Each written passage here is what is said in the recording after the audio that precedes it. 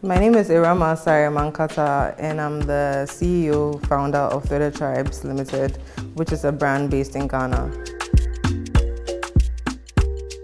I honestly do not remember the exact year, but it's been technically 6 years.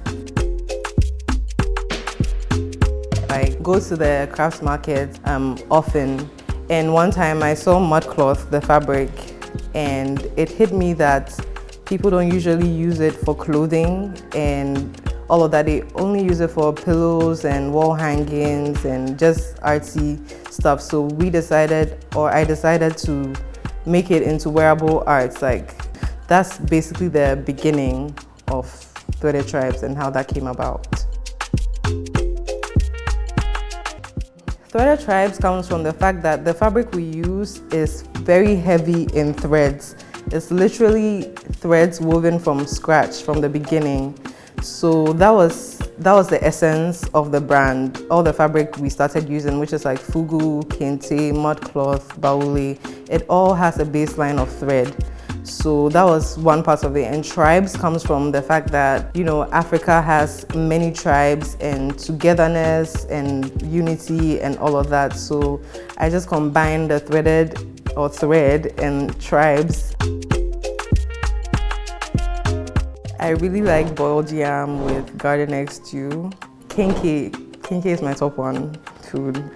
And the third should be tuzafi. Favorite, well, I wouldn't say favorite, but the song that I'm listening to currently, I rediscovered Try a Little Tenderness by Otis Redding and also Crocodile Teeth by Nicki Minaj. Yeah, I would say me. I'm generally highly inspired by myself, so I am my favorite African figure. Well, if Beyonce is a brand, I'll say Beyonce. Aside that, Threaded Tribes, really and truly.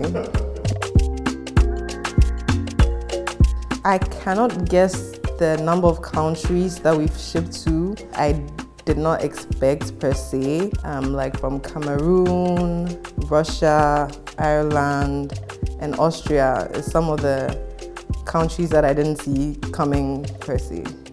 So in 15 countries and only 5 continents. Wild. 15 countries and 5 continents. That's incredible. Cool. Yeah, I haven't really experienced any bias just based on my gender. What I will say is when we're sourcing fabric sometimes in like markets and stuff like that, just because you're a woman, people just hoot at you, and not in a bad way, but it's weird when a bunch of men are around and you're trying to do your thing. I will say that I have noticed that with men brands, so like they definitely have more energy and like audacity to network and get into specific or certain spaces, and which I don't have because of gender inequality. The hardest thing when we started was basically sourcing fabric and getting multiple of the same looking fabric, because we like to source directly from the source. So for example, mudcloth comes directly from Mali. So having to find someone based in Mali to supply us with multiples of what we needed was a battle, but it was all about research and everything. So it played out well, and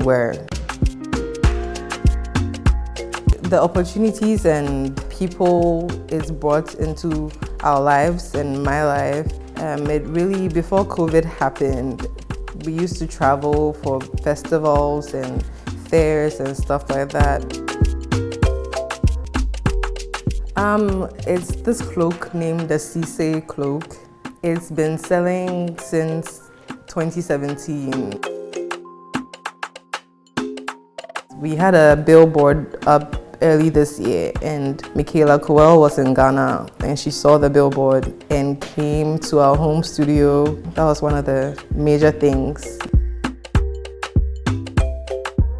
So how Anka has helped us is with the shipping, for sure. The fact that they were able to negotiate with DHL to get a lower price when it comes to shipping through Africa.